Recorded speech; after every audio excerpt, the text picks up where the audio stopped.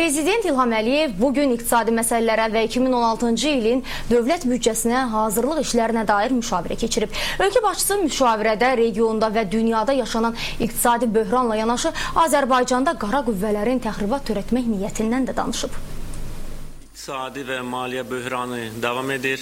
Dünya böhranının əsas səbəbləri sabitliyin pozulması və bəzi ölkələrin siyasi maraqlarıdır. Bu fikirləri Prezident İlham Əliyev bugün keçirilən iqtisadi məsələlərə və 2016-cı ilin dövlət büdcəsinin hazırlığı işlərinə həsr edilmiş müşavirədəki çıxışında səsləndirib. Ölkə başçısı deyib ki, bunun müxtəlif obyektiv və subyektiv səbəbləri var.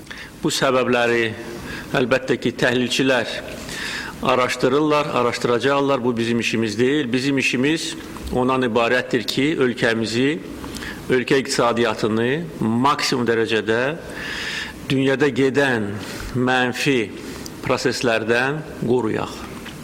Və biz bunu bacarırıq və uğurla bacarırıq, ölkəmizi qoruyuruq. Ölkəmizin təhlükəsizliyini, sabitliyini, iqtisadi inkişafını təmin edirik. Prezident onu da vurğulayıb ki, son illər yaxın şərqdə həlak olan 100 minlərlə insanlar və həmin regionda gedən proseslər postsovet məkanında vəziyyəti daha da gərginləşdirir. Qanlı toqquşmaların siyasi və iqtisadi böhranların məhz bu səbəbdən hökm sürdüyünü deyən ölkə başçısı müşavirədə neftin qiymətinin kəskin enməsindən də danışıb. İstisna edilmir ki, bu da siyasi sifarişin nəticəsidir. Ancaq buna baxmayaraq biz bu vəziyyətə də hazır olmalıydıq və bugünə qədər şahitləndirmə qeyri-neft sektorunun inkişafı ilə bağlı atılan addımlar bizə kömək elədi ki, biz minimum itkilərlə bu vəziyyətdən çıxaq.